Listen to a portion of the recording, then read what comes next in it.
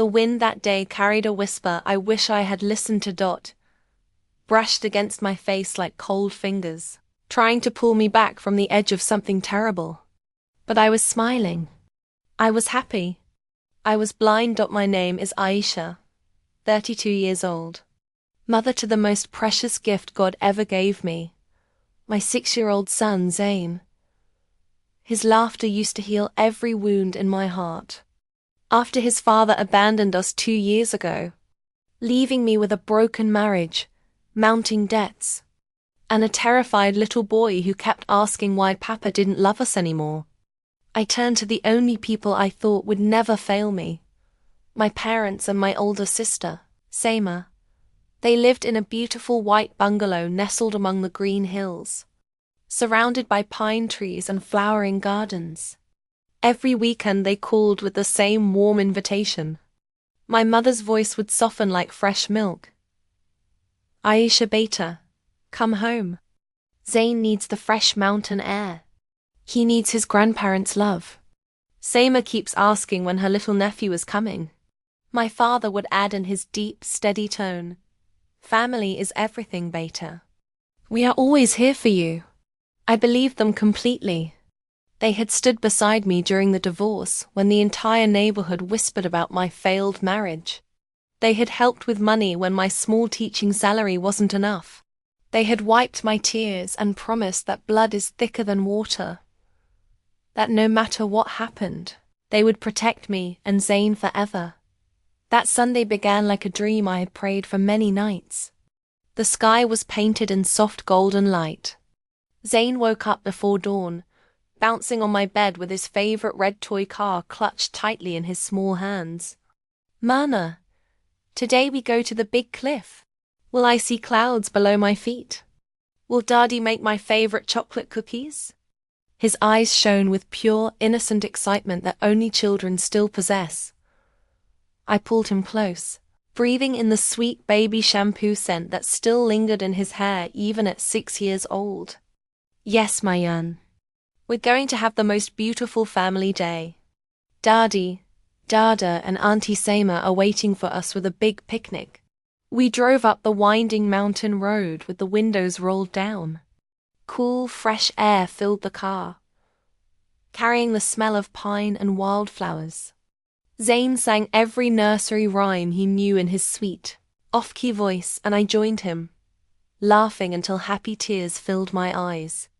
For the first time in many months, my chest felt light and hopeful. When we reached the family bungalow, my mother was already standing at the iron gate, her arms wide open like a safe harbor. She immediately scooped Zayn up and showered his chubby cheeks with loud kisses. My handsome little prince. Look how tall and strong you've become. My father stood tall behind her, his mustache neatly trimmed, smiling with quiet pride. Seema, my older sister, stepped forward in her elegant cream salwar kameez, her hair perfectly styled. She lifted Zayn onto her shoulders and spun him gently. Come on, champ. Auntie will carry you all the way up the steep path today. Hold on tight. The morning was filled with warmth and laughter. We worked together in the sunny kitchen packing the picnic basket. My mother's famous chicken biryani, layered with fragrant spices and saffron threads. Fresh mango slices dripping with sweet juice. Warm chocolate chip cookies that Zayn helped bake. Cold lemonade in glass bottles that clinked softly as we walked. Seema teased me gently about how my departure always caught the breeze. My father kept repeating, wait until you see the view from the cliff. It will take your breath away. Zayn held my hand tightly as we began the climb up the narrow, rocky path. The air grew fresher, thinner, filled with the scent of pine needles and wild jasmine. Birds sang overhead. Every few steps, Zayn would stop and point with wonder. Mama, look! A red butterfly. It's flying so high. I took out my phone and captured hundreds of photos. His bright, gap-toothed smile glowing in the sunlight. My mother's gentle eyes that I thought held only love. My father's strong shoulders carrying the heavy basket. and Sama's carefree laughter echoing off the rocks. We finally reached the dramatic cliff edge.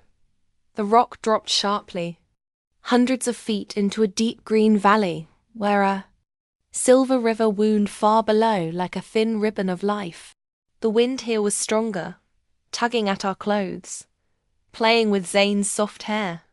He stood safely between me and the grassy edge, his tiny fingers wrapped so trustingly around mine. I felt completely protected, completely loved by the people who had raised me. My mother turned to me and smiled. But for one fleeting second, something cold and distant passed behind her eyes. I told myself it was just the bright sunlight playing tricks on me. Sama stepped closer to the very edge and looked down into the abyss. Her voice was soft, almost dreamy. It's so deep, almost like it could swallow every problem in one single moment. My father nodded slowly, his face unreadable. Yes, some things, once they fall, never come back up the same way. I laughed lightly, still wrapped in my innocent joy. Baba, you're being so dramatic today. Come, let's sit and eat before the food gets cold. But what I didn't know in that golden, perfect moment was that the bridge of love I had stood upon my entire life had already been soaked in kerosene, and my own family was holding the match, ready to burn it while we stood right in the middle. We spread the picnic mat on the flat rocks near the edge. Zane sat comfortably between my legs, happily munching on his chocolate cookie, crumbs dusting his cheeks and shirt. The warm sun kissed our skin. For a few peaceful minutes, everything still felt like the family I had always known. Then the shift happened, quiet at first, like a crack appearing in thin ice. Sama's voice suddenly carried a new edge. Aisha, you know, after your divorce, Baba had to sell that valuable ancestral land to help pay your bills. That land was supposed to be part of my dowry, for my future, for the life I deserve. I felt my stomach tighten. I put the lemonade bottle down slowly. Sama, please, not now. Not in front of Zane. We can talk about money matters later in private. But my father didn't allow any delay. He rose to his feet, his tall shadow stretching long and dark over the picnic mat. His voice was flat, heavy with long-held resentment. There is no later, Aisha. We have carried you and this boy for far too long. The city house your useless husband left behind should have gone to Sama. The savings we gave you month after month. Everything. You have taken more than your fair share from this family. You brought shame with your failed marriage. And now you expect us to keep sacrificing our peace and our future for your mistakes. My mother's hand landed on my shoulder. The touch that once brought comfort now felt cold and heavy. Her fingers pressed harder than necessary. You were always the pretty, spoiled one, Aisha. Even after the divorce, we still opened our hearts and home to you. But enough is enough. We cannot keep destroying our own reputation and savings for your endless problems. Zane is just another mouth to feed, another burden dragging us down. Zane looked up at me, confusion and fear filling his big brown eyes. His small voice trembled. Mama, why is Daddy angry at us? Did I do something bad? Is it because I asked for more cookies? Tears burned behind my eyes, but I forced them back. I pulled him closer, wrapping my arms around his small body like a shield. It's okay, my Jan. Mama is here. We're going to go home soon. Everything is going to be fine. But everything was far from fine. Sama let out a bitter laugh that sent chills down my spine. Home? You really think you still have any claim to a home after everything you've taken from us? You've ruined our family name long enough with your drama and your divorce.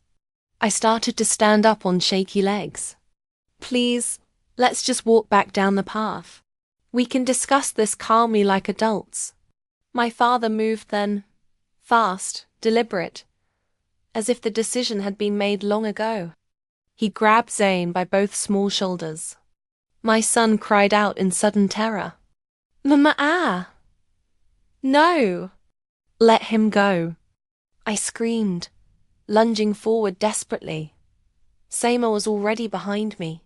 She shoved me with surprising force, her palms slamming into my back.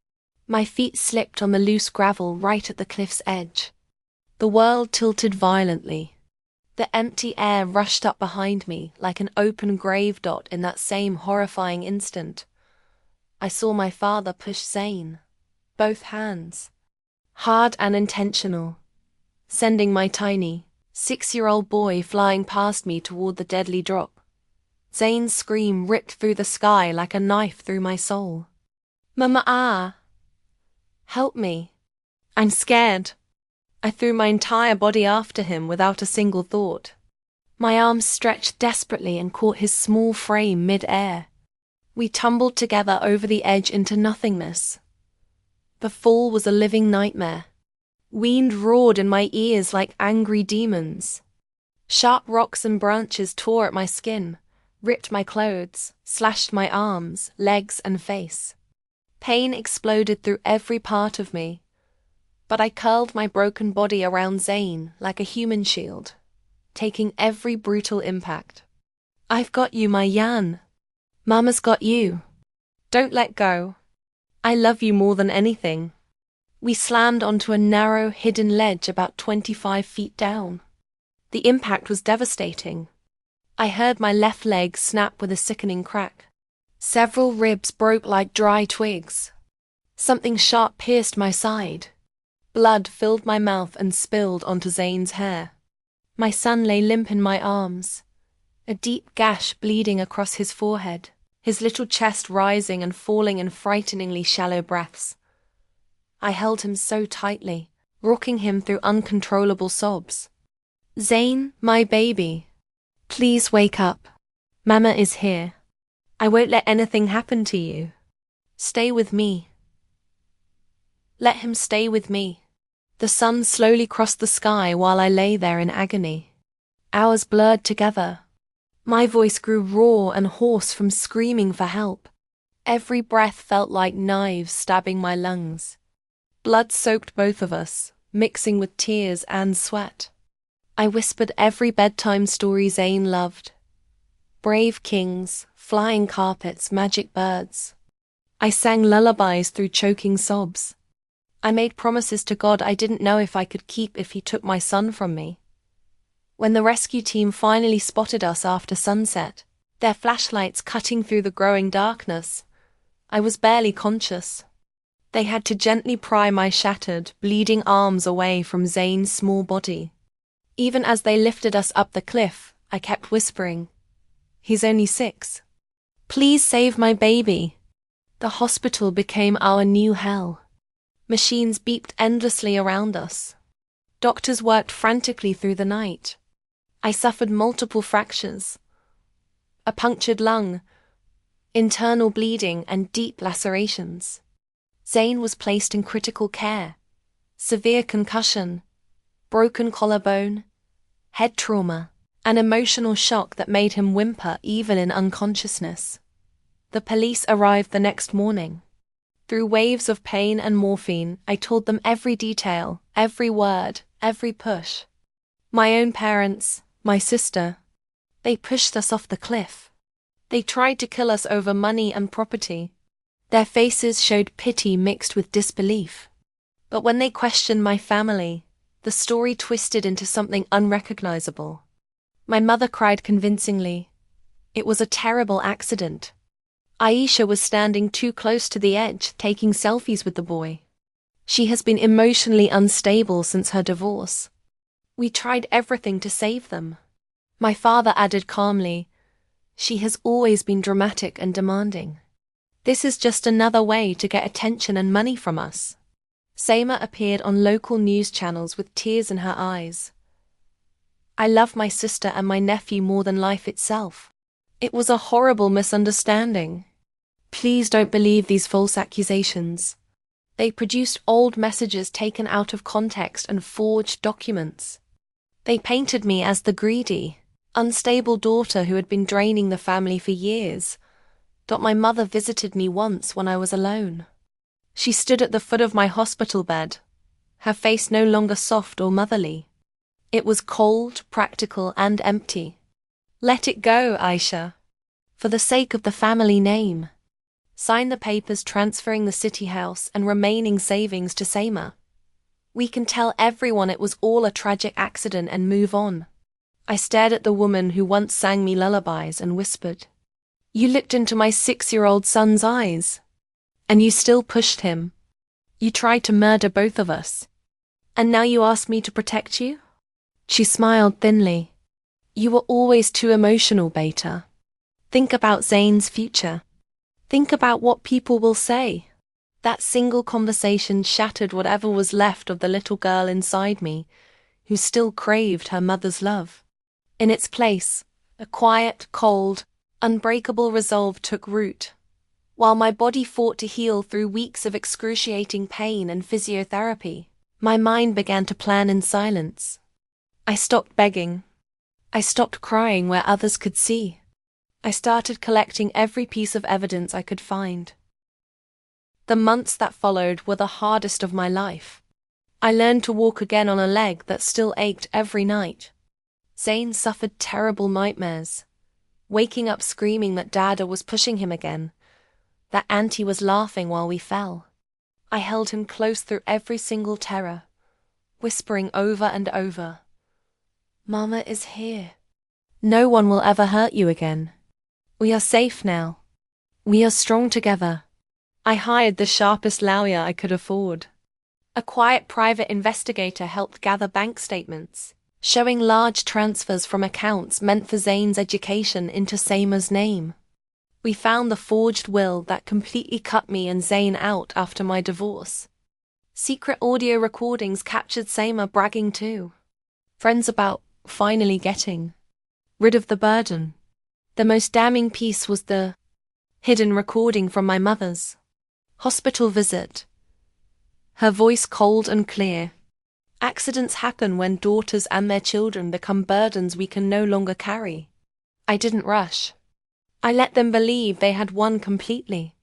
They threw a lavish family celebration at the bungalow to put the unfortunate misunderstanding behind us. Photos circulated showing my mother in her finest silk sari smiling victoriously. Seima showing off new gold jewelry. My father raising a toast to family unity and moving forward. Then one quiet morning, justice arrived without warning. Police vehicles pulled up to their beautiful hill home with official warrants. The evidence was overwhelming and undeniable.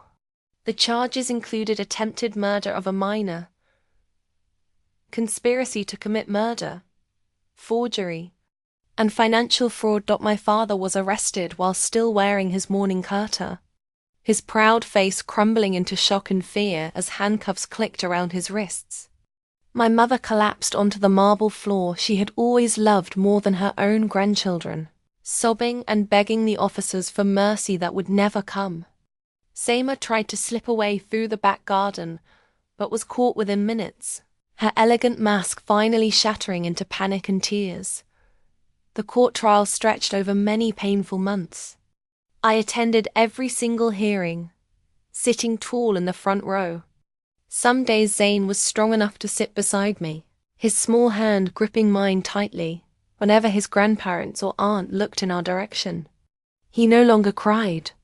He watched with a quiet strength that both broke my heart and filled me with immense pride. On the final day, the courtroom was heavy with tension. When the judge delivered the verdict, lengthy prison sentences for all three with no possibility of early mercy, a profound silence fell over the room. My mother's broken sobs echoed off the walls. My father could not lift his eyes to meet mine. Seima screamed my name as the guards led her away, begging desperately for one last chance to explain and be forgiven. I sat completely still, feeling years of heavy weight slowly lift from my shoulders. That same evening, Zane and I sat together on the small balcony of our modest apartment. The city lights twinkled gently below us like distant, kind stars. He leaned his head against my shoulder, the faint scar on his forehead still visible in the soft light. A permanent reminder of the day we almost lost everything. "Mana," he whispered softly. "Are Daddy, Dada, and Auntie gone forever now?" I kissed the top of his head, my voice thick with emotion. "They are gone from our story, my love. Their darkness no longer has any power over us. We don't have to carry their pain anymore. We are finally free to write our own beautiful ending." Quiet tears slipped down my cheeks. Not tears of anger or pain, but tears of deep, exhausted release. I once believed revenge would burn like fire and taste like sweet victory. Instead, it felt like gently setting down a mountain I had carried since childhood. It felt like finally being able to breathe freely again. If you are listening to my story tonight, and your heart is aching because someone who was supposed to love and protect you chose betrayal instead, please hear these words from the deepest part of my soul. Blood does not make a family. Loyalty is not owed simply because someone shares your name. Real family would never push you and your innocent child off a cliff, whether with their hands or with their hearts. You do not have to forgive those who try to destroy you in order to heal. You only have to choose yourself. Choose your children. Choose to rise even when every bone in your body screams in pain. The scars remain with us. The nightmares still visit on some nights. But every single morning, Zayn and I choose each other. We choose light over darkness. We choose love that builds instead of love that destroys. We keep breathing, keep hoping, keep moving forward until the longest and most painful fall becomes the beginning of our flight. Thank you for sitting with me through this long, painful, and ultimately hopeful journey. Thank you for holding space for a mother's shattered heart and her quiet, unbreakable strength. If my truth has touched something wounded inside you, know this: you are not alone. Your story is not over. Your comeback is already being written in the same stars that once watched you fall. This is Aisha, a woman who refused to stay buried. A mother who turned unimaginable pain into quiet power. Stay soft enough to still love. Stay fierce enough to protect what truly matters. And never, ever let anyone convince you that your life, or your precious child's life, is disposable. Until we meet again in another story. Take gentle care of the little hearts that depend on you. They are worth every tear, every fight, and every step back into the light. Good night, my friends. May your cliffs always have hidden ledges, and may your real family be the ones who catch you when you fall.